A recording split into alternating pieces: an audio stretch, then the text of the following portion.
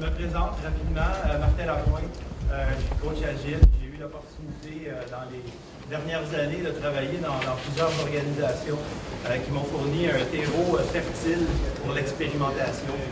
Et puis, ce qui nous amène aujourd'hui à vous partager beaucoup de vécu. Et puis, j'ai poussé l'audace jusqu'à l'appliquer dans ma vie personnelle et aussi avec ma petite famille, ma femme et mes enfants, comme tu peux voir sur la photo en bas. Il y a des filles qui s'amusent à faire de l'agilité à la maison. Donc, sur ça, je vous passe la parole à mon collègue Mauricio. Merci Martin. Bonjour tout le monde, merci d'avoir venu à notre présentation. Alors de mon côté, ça fait plus de 10 ans que je fais l'agilité. Pour moi, ma passion est vraiment de livrer des logiciels de qualité. Puis comment utiliser l'agilité à aider les équipes à livrer la qualité. Puis je fais du blogging sur plusieurs sites. Et comme vous voyez, j'ai présenté à plusieurs conférences en anglais. Alors aujourd'hui, c'est ma première fois en français. Alors je vais m'excuser d'avance s'il y a certains mots que je prononce pas comme il faut. OK? Alors, au menu aujourd'hui, on a plein de sujets, comme vous voyez, et on va commencer avec le changement organisationnel. C'est un bon mot à commencer. Puis je commence à vous rencontrer une histoire. Je parlais avec une cliente, ça fait un mois. Cette cliente était à Miami. Puis il m'a demandé une question. La question qu'il m'a posée, c'était est-ce que j'étais capable de bâtir une équipe en faisant un simple spin d'une toupie.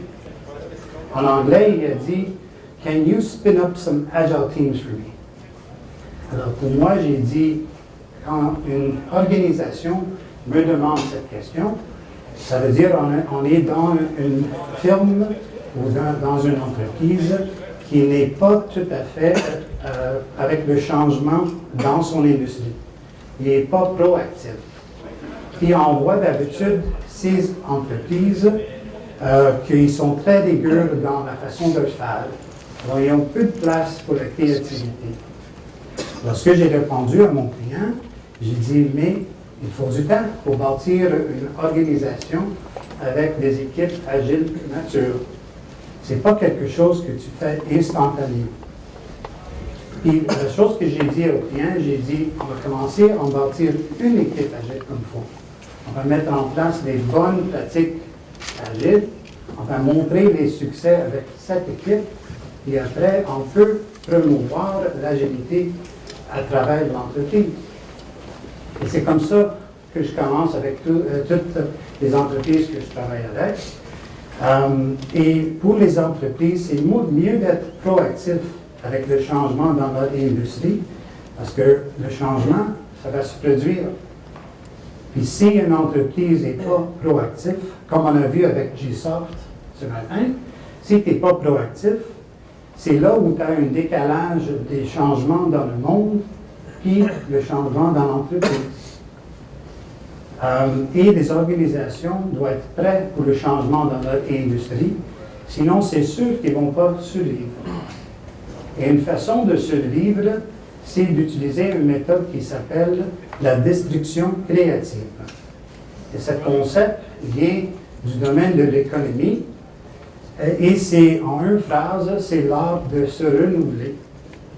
Alors quand une entreprise devient trop confortable, c'est là au point qu'il devrait se réinventer à l'intérieur, sinon la destruction va venir de l'extérieur.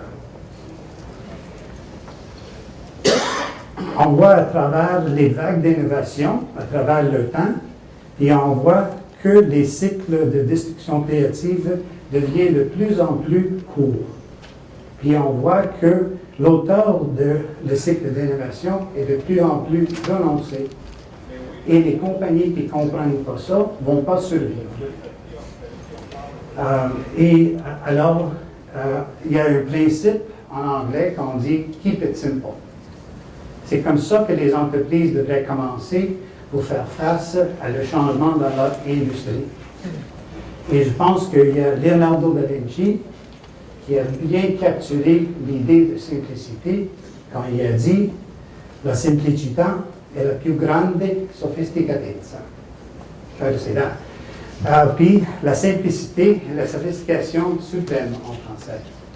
Et je pense que Leonardo était vraiment sur une liste, ou peut-être qu'il a été inspiré de sa mère et sa cuisine. Et les gens qui connaissent la cuisine italienne savent que la cuisine italienne commence avec 5 ou 6 ingrédients simples. Pas plus que ça. Si quelqu'un te dit qu'il y a une recette de plus de 5 ou 6 ingrédients, c'est pas une recette italienne. Je vous le dis. Alors, mais commencer, le fait d'avoir une recette ne veut pas dire que le résultat aura du bon goût. On peut s'efforcer de reproduire la recette de notre mère, mais comme vous le savez, c'est pas toujours la même chose. Il y a toujours quelque chose qui manque. Là, c'est le vidéo. Anyway. Alors, on commence avec une recette simple. On commence avec les ingrédients de qualité. Et ces principes sont les mêmes principes pour le déploiement de l'agilité. Alors, nous autres, on pense que, oui, la recette est importante, mais le secret est vraiment dans la mise en œuvre des ingrédients. Et il semble que tout le monde a une recette d'agilité. Mais on voit que les échecs sont nombreux. Alors pour nous autres, on commence avec l'agilité, on commence avec des règles simples et un minimum des ingrédients de qualité. Puis pour nous, il y a 6 ingrédients de qualité qu'on commence. Puis là, vous allez voir, on va aller voir ensemble, les ingrédients qu'on va y parler ne sont pas les ingrédients que vous voyez d'habitude. Mais si ces ingrédients ne sont pas réfléchis et utilisés comme il faut, le résultat est généralement pas bon goût. Le premier est le leadership. Alors, nous croyons qu'au centre de chaque groupe, il y a quelqu'un avec un caractère de leader. Puis le leadership, c'est avant tout inspirer les gens. Alors, pour moi, quand je commence à travailler avec les groupes, je me concentre de travailler avec les gens dans l'équipe en premier, puis d'essayer de faire les bonnes choses avec l'équipe. Parce que, comme on le sait, le centre au cœur de l'Agile, c'est le groupe auto-organisé. Alors, mais ça ne veut pas dire qu'on n'a pas besoin de gestion. Ça veut dire qu'on a besoin de nouveaux styles de gestion. Puis, on va avoir plusieurs gens qui vont gérer. Alors, notre prochain ingrédient est le style de gestion. Et maintenant, je vais vous parler d'un concept qui s'appelle le Management 3.0, qui a été un concept conçu par Jürgen Apello.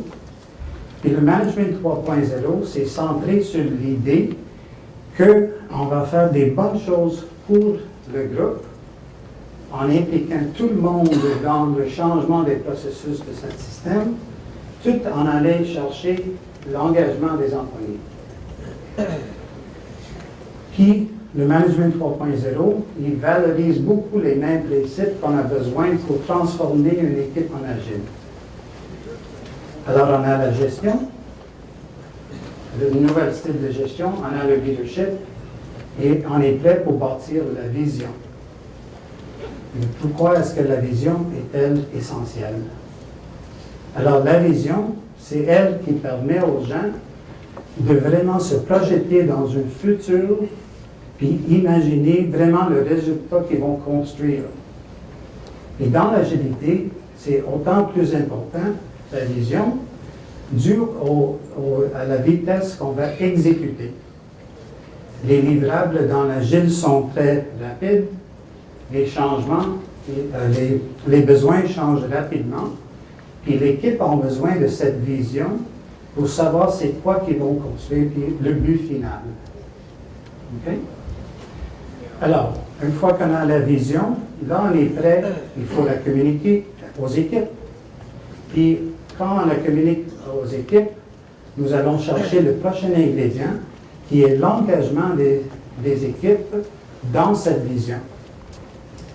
Puis, quand on cherche l'engagement des employés, c'est là où on cherche la participation de management. On veut avoir la motivation des équipes. On veut avoir la responsabilisation de tout le monde. Puis, on veut vraiment promouvoir une culture de changement. Et on a besoin de tout ça, tout cet engagement, parce qu'avec l'agilité, on n'a pas le temps d'être touriste. Une fois qu'on a l'engagement, on est prêt pour la qualité. Alors, comme vous le savez, c'est ma passion. Alors, pour moi, la qualité, c'est vraiment la qualité implicite. Alors, qu'est-ce que ça veut dire? Alors, en anglais, on dit que la qualité est built-in dans la recette. Alors, ça veut dire que la qualité est vraiment synchro à toutes les étapes de la recette. Puis c'est l'ingrédient clé si tu veux avoir une bonne cadence avec ton équipe. Donc, quand je vous parle de l'assurance qualité, si votre assurance qualité est comme ça, où il y a le dev en haut, puis le QA, puis c'est décalé, ce n'est pas la qualité implicite. La qualité implicite, c'est le dev et AQ ensemble. Ils travaillent, puis ils livrent, ils font les livraisons ensemble. Alors, la qualité implicite, c'est vraiment concentré de faire la prévention et non la détection. Et beaucoup de gens oublient la qualité quand ils essayent de travailler sur les projets. Mais si vous faites l'agilité, il faut mettre en place un niveau de qualité, puis garder ce niveau de qualité, faire aucun compromis. Puis ça va vous rassurer que votre déploiement de l'agilité va fonctionner. Et nous sommes prêts pour le dernier ingrédient, qui est le piment, ou le coach agile. Alors, c'est cet ingrédient, le coach agile, c'est lui qui va assembler, puis il va orchestrer la réalisation. C'est vraiment lui qui va alimenter la recette. Puis, il va utiliser les ingrédients, puis il va savoir comment les doser ensemble pour avoir une bonne réalisation. Et maintenant, nous sommes prêts pour le redémarrage de l'équipe. On a engagé les gestionnaires, puis on a développé le leadership, on a communiqué la vision, on a développé l'engagement et la stratégie de qualité, et on a mis tout en main d'un coach agile. Mais il ne faut pas oublier qu'on se traite avec les humains, et avec les humains, il y a une dimension qu'il ne faut pas oublier, et c'est Martin qui va vous en parler.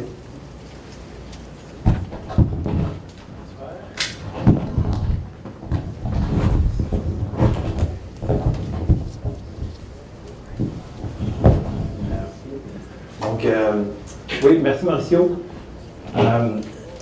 Donc, en fait, quand on démarre du changement, ça implique qu'il va y avoir des émotions qui vont être en ligne de compte. Les émotions font partie du mix et puis il faut en être conscient et puis il faut les accepter, ces émotions-là. Pourquoi qu'il va y avoir des émotions? En fait, c'est qu'on va pousser les gens en dehors de leur zone de confort. Quand on sort de notre zone de confort, les émotions kick in et puis c'est ça qui fait que notre initiative peut fonctionner ou pas. Les émotions, comme je dis, en fait, il y a différents types d'émotions. Hein. Il y a les émotions positives, il y a les émotions négatives. Les émotions positives nous aident à être plus efficaces, à être productifs, à se sentir bien. Les émotions négatives, par contre, elles viennent saper notre productivité, notre façon d'approcher le travail. On a moins le goût de le faire. Donc, dans le changement, ce qui va arriver, c'est qu'il va y avoir beaucoup d'émotions négatives qui vont être générées. Donc, la question, c'est plus, en fait, travailler avec les gens. Ce qui nous amène à dire que travailler avec les gens, c'est avant tout gérer des émotions. Il faut se poser la question. En fait, la question, c'est pas de savoir si les employés ont des émotions négatives, mais plutôt de savoir comment les gérer. Donc là, on rentre dans une dimension d'intelligence émotionnelle. Mauricio vous a parlé des différents ingrédients de notre recette. Nous, on les place dans la partie visible de l'iceberg. Ça, c'est les ingrédients qu'on connaît. On sait qu'ils sont visibles. On doit les travailler avec ça. En dessous de l'eau, c'est les émotions. Les émotions vont apporter beaucoup de dimensions, en fait, dans la préparation de la recette. Donc, ce qui nous amène à dire que le changement, c'est quelque chose de difficile et puis il faut être conscient de tout ça. En étant conscient de tout ça, avec une bonne organisation, ça nous amène une maturité pour être capable d'entreprendre le changement. Notre approche, en fait, c'est qu'on croit fortement que le changement, c'est une vision qui part du haut, qui part de la direction. Par contre, pour appliquer ce changement-là correctement, c'est vraiment au sein des équipes. Donc, c'est les racines qu'on doit créer. Donc, quand on démarre avec une équipe agile, on va travailler les fondations, on va travailler les valeurs, entre autres. Donc, maintenant, ça m'amène plus concrètement au cœur de la transformation, en fait. La transformation, pas la transformation, en fait, c'est le redémarrage d'une équipe agile, selon Mauricio et moi. Donc, bon, c'est un peu dommage, là, la slide est coupée, mais le redémarrage d'une équipe agile, ça prend 5 sprints. 5 sprints, et puis dans ces 5 sprints-là que je vais vous expliquer, que je vais vous partager, c'est un cumul d'expériences que j'ai vécu qu'on a vécu avec plusieurs équipes à travers notre expérience. Donc, je vais passer les différents sujets. Le premier sprint, donc on commence notre redémarrage d'équipe agile. Dans notre premier sprint, on appelle ça courir sur la pluie. Pourquoi courir sur la pluie? En fait, c'est une équipe qui a le sentiment d'avoir affaire aux éléments. Elle est tout le temps en train de confronter les éléments. C'est une équipe qui vit beaucoup de frustration. C'est une équipe qui a eu l'habitude dans le passé d'avoir du succès. Elle a fait des gros livrables. Il y a eu des principes d'agilité au sein de l'équipe. Et puis maintenant, les livraisons sont difficiles, sont longues, sont plutôt grises. Donc, comme je disais, il y a de la frustration qui s'est installée au sein du groupe. Dans ce premier sprint-là, comme Mauricio le mentionnait tout à l'heure, il y a un chef d'orchestre, hein, qui est le coach agile qui va travailler dans le redémarrage de l'équipe. Ce qui est important de faire au début, c'est de prendre connaissance du contexte.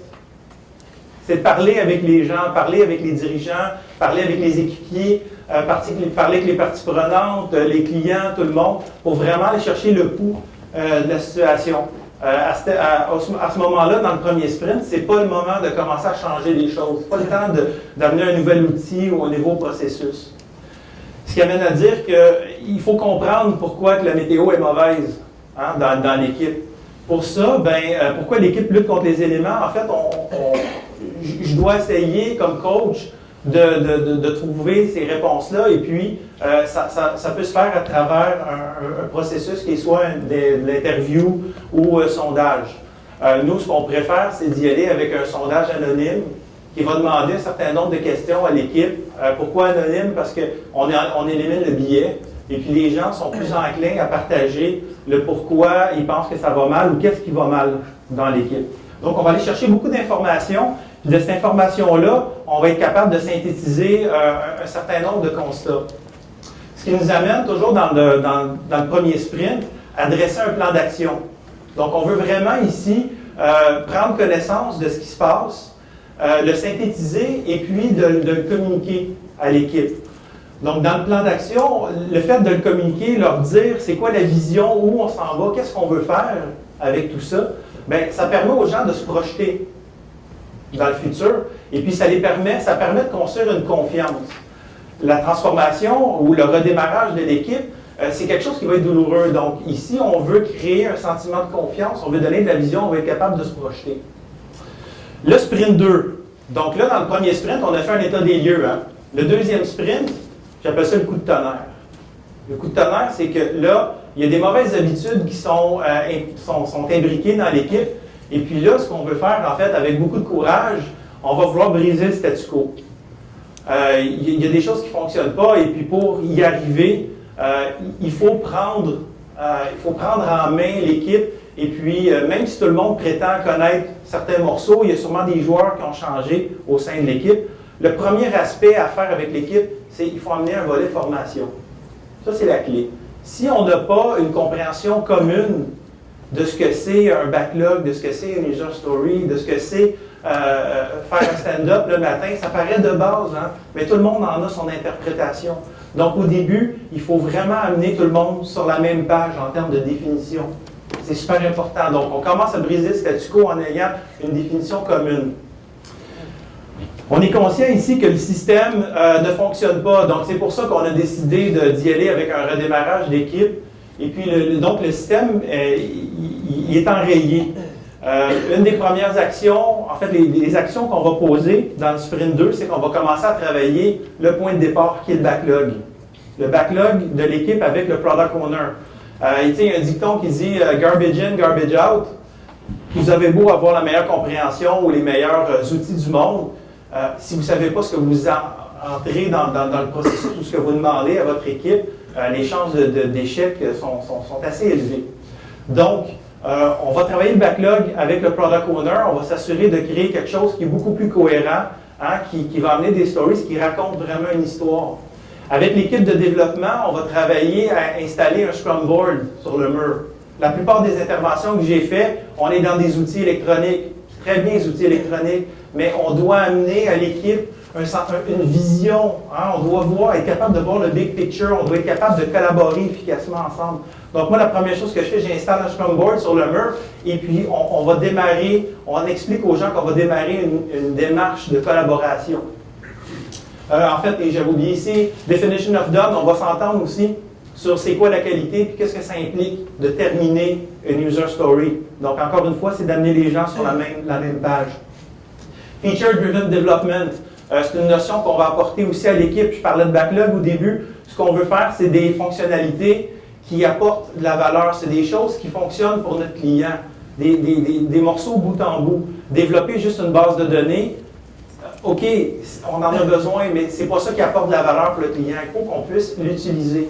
Donc, le principe de feature, c'est des fonctionnalités bout en bout. C'est une approche de découpage vertical de notre backlog. Donc, on doit l'expliquer à notre product owner, on doit l'expliquer aussi à l'équipe. C'est quelque chose qu'on va mettre en branle, c'est quelque chose qui peut être douloureux. Dans ce processus-là, il faut trouver des gens motivés. Donc, on va y aller avec un certain nombre d'activités créatives pour trouver c'est qui est motivé dans l'équipe, qui a vraiment le goût de le faire. L'engagement, comme Mauricio mentionnait tout à l'heure, c'est clé dans le succès de tout ça. Donc, étonnamment, quand on favorise cette communication, il y a des champions qui vont émerger des équipes. Il y a des gens qui prennent leur trou depuis un certain temps, que tout d'un coup vont émerger et qui vont avoir des choses à dire, des choses à faire et aider l'équipe. C'est nos futurs champions dans l'équipe, mais dans l'organisation aussi. On doit leur donner une place. Donc, on va essayer de détecter ces gens-là le plus tôt possible. On va essayer de trouver c'est quoi les ancres de l'équipe. Donc, qu'est-ce qui nous empêche d'avancer? Qu'est-ce qui nous bloque? Donc, on va faire ça à travers des activités de brainstorm. Entre autres, ici, j'ai une activité que j'ai fait, le Speedboat, que vous avez peut-être déjà entendu parler. C'est une activité d'introspection où, justement, on trouve c'est quoi nos voiles, c'est quoi nos bloquants. On commence à travailler là-dessus et on amène des actions potentielles. À droite, j'ai du storytelling. L'équipe ne comprenait pas bien le produit qu'il livrait ou comment il fonctionnait avec ce produit-là.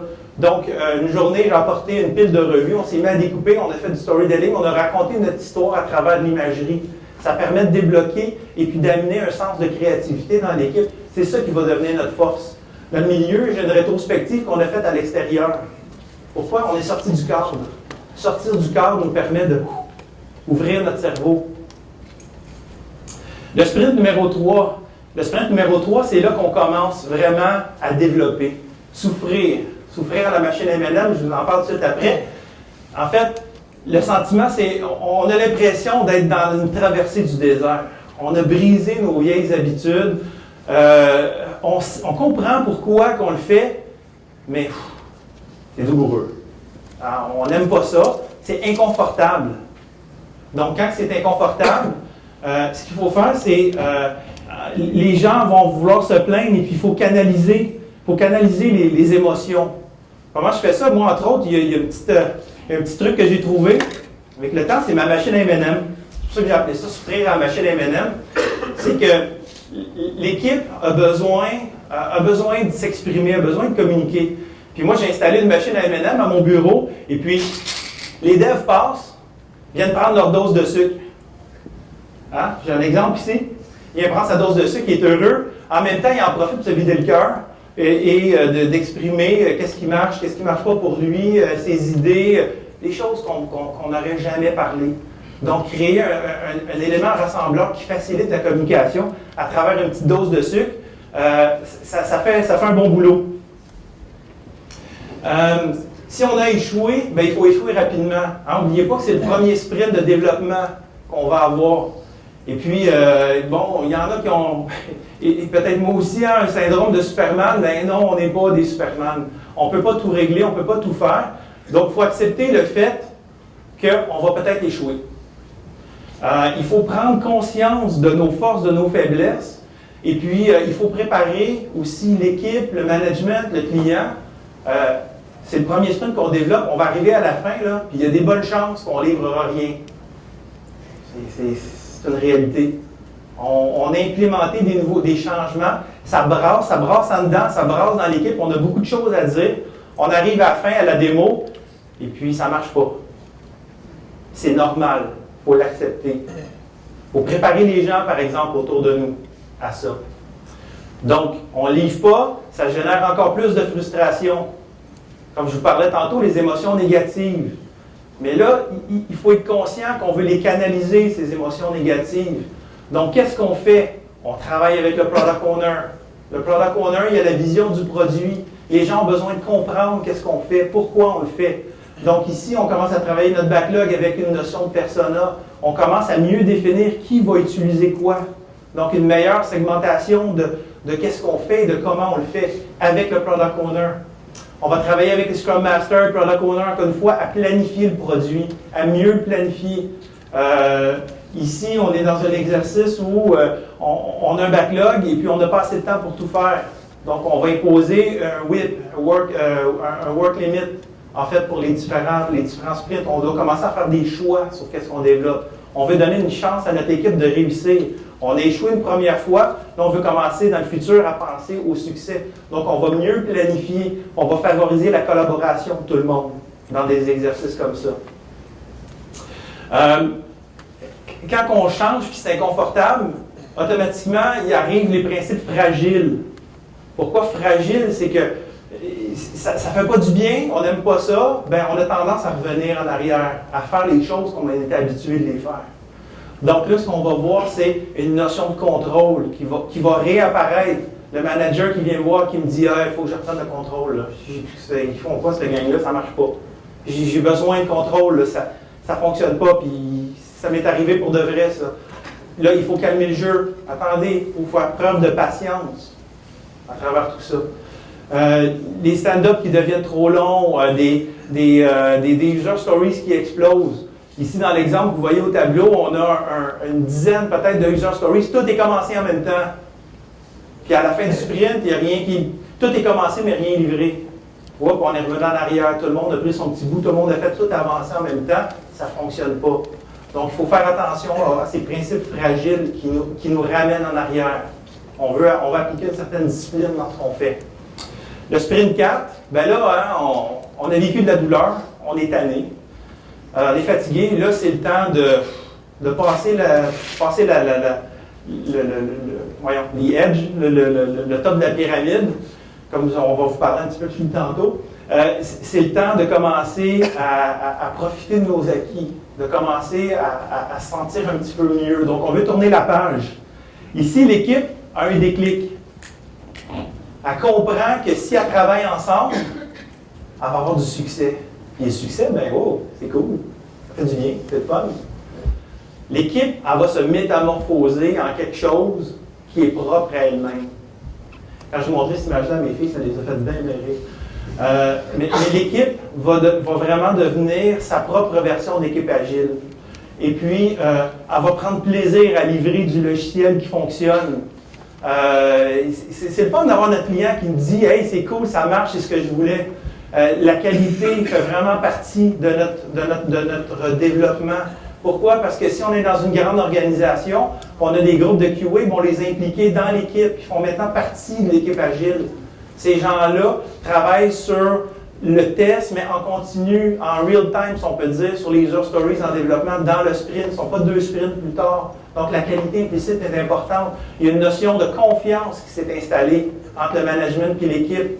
Et puis, on continue à cultiver ça, cette confiance, et puis à montrer qu'on est bon, on aime ça. Promouvoir le travail d'équipe. Hein? Ce qu'on veut, c'est une équipe agile, c'est une équipe qui est puissante. C'est une équipe qui est forte. C'est une équipe qui s'entraide, qui a du plaisir ensemble. C'est une équipe qui a du plaisir au travail.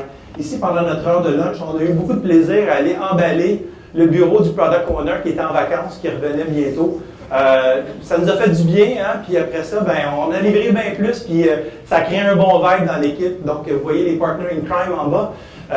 On a eu du fun à faire ça, ça crée un vibe, ça crée quelque chose de le fun dans l'équipe. Donc, il faut, tu sais, une fois que ça fait mal, là, il faut vivre du plaisir. Il faut avoir du fun. Plus on a du fun, émotion positive, productivité.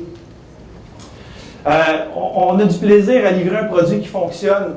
On le montre, on comprend que la vraie valeur qui est livrée dans une organisation, c'est un produit qui fonctionne, quelque chose qui marche, que le client peut utiliser. Et puis, c'est par des petits morceaux que le client va nous donner une rétroaction, qui va nous dire « ça marche pas ». Le fait d'avoir cette rétroaction, on peut s'adapter rapidement, puis on crée un lien de confiance avec notre client. Ici, j'ai mis la photo d'une équipe avec qui je travaille, une équipe assez haute, assez fière, justement, de satisfaire son client sprint après sprint. C'est une belle réussite. Un product owner qui fait son story mapping ici, visible à tout le monde. On a appris plein de bonnes choses. Ici, puis on veut impliquer l'équipe le plus possible dans la planification, dans la vision de notre produit. Le sprint numéro 5, on veut que l'équipe prenne son envol. Donc là, on va enlever les petits trous. Une équipe agile performante, c'est une équipe qui a pris la maîtrise de ses outils. Hein? On a apporté peut-être plein de pratiques de développement, mais on a amené aussi des outils plus techniques, peut-être un Jira ou des choses comme ça. L'équipe, moi je les vois comme une équipe de maîtres Jedi, des gens qui ont une mission maintenant de propager les valeurs au sein de leur équipe, bien sûr, mais au sein des autres équipes. Ici, on a une équipe qui a fini leur sprint en avance. Ils ont dépilé, c'est cool, ça a marché. Ils ont leur manteau sur le dos parce qu'ils ont fini, ils s'en vont, ils peuvent en profiter. C'est cool, c'est du succès. Dans les prochaines étapes, on veut que ça grandisse tout ça. Hein? On veut amener d'autres équipes à travailler comme nous, travailler ensemble. Par contre, il faut être conscient que les équipes n'ont pas tous le même niveau de maturité. Une équipe n'a pas nécessairement les mêmes connaissances, compétences. Donc, il faut faire attention de les comparer entre elles. Il faut s'aider, il faut évangéliser, mais il ne faut pas mettre une pression qui n'est pas nécessairement la bonne. Une équipe agile ou une autre, comme je disais tantôt, elle a sa propre version, sa propre métamorphose qui est arrivée. Donc, c'est important de faire attention, de ne pas les comparer. Ici, on commence à profiter de l'expertise au niveau de l'organisation. Dans l'exemple, ici, j'ai un groupe de product owners qui on a développé une pratique que j'ai appelée le Metascrum, dans lequel on a des features sur le mur. Et puis les product owners discutent ensemble de l'évolution de leurs features, de où ils sont rendus, qu'est-ce qu'ils peuvent partager ensemble. Donc, ce n'est pas au niveau des tâches, c'est vraiment au niveau du produit. Qu'est-ce qu'on peut se partager? Comment est-ce qu'on peut mieux travailler ensemble comme organisation? Donc, un Metascrum ici. Et puis, en fait, on veut terminer tout ça par un aspect viral. On veut diffuser. On veut diffuser qu'est-ce qu'on fait de bien. On veut diffuser à l'organisation. Ça peut se créer par des communautés de pratique, des groupes. Chacun est responsable de promouvoir qu'est-ce qu'on fait. Et puis, ça va se passer à la fin du dernier sprint. Comme par exemple à la BNC, présentement, on a fait une petite vidéo sur le plaisir de travailler en agile, qu'on espère va devenir viral bientôt. Et puis, c'est l'heure de montrer qu'on a du plaisir ensemble et puis de propager ce bon goût pour l'agilité. Je repasse le micro à Mauricio pour les derniers morceaux de notre présentation.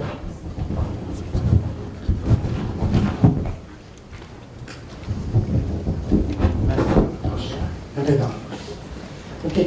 Alors, merci Martin. OK. Alors, ce qu'on a préparé pour vous, on a préparé un canevas de transformation, de notre transformation M&M. Et ce que le canevas a... Martin Mauricio, pas juste les M&M. Oui, pas seulement les M&M, c'est pour Martin et Mauricio aussi.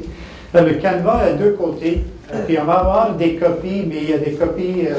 pas pour tout le monde. Malheureusement, il y a plus des gens qu'on pensait. Et d'un côté, vous avez un tableau que vous pouvez utiliser pour votre équipe, pour voir si vous avez une équipe qui a besoin d'un redémarrage.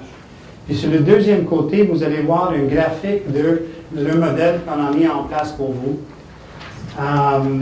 Et là, pour finir la présentation, on va voir les points clés. Là, comme j'ai parlé, il faut commencer avec les 6 ingrédients clés de qualité. Il faut commencer avec ça. Mais il ne faut pas oublier qu'on a l'émotion qui fait partir de tout changement organisationnel. Et les employés ne résistent pas en soi au changement, mais plutôt l'effet de changement sur eux. Et vous avez besoin d'un nouvel style de gestion qui est très moderne. Et dans le cadre d'un redémarrage d'une équipe agile, nous voulons faire la façon organisée et vraiment comprendre c'est quoi le plan d'action. Mais il ne faut pas l'oublier, la simplicité, comme j'ai parlé en avant. Engagez-vous à livrer en équipe, même si ça veut dire que vous livrez un sprint de une user story. Et restez avec les principes de base, livrez des logiciels de qualité en répondant les questions qui, quoi et pourquoi. Et finalement, la 5e valeur agile, c'est d'avoir le plaisir au-delà de suivre la recette. Merci. Des questions?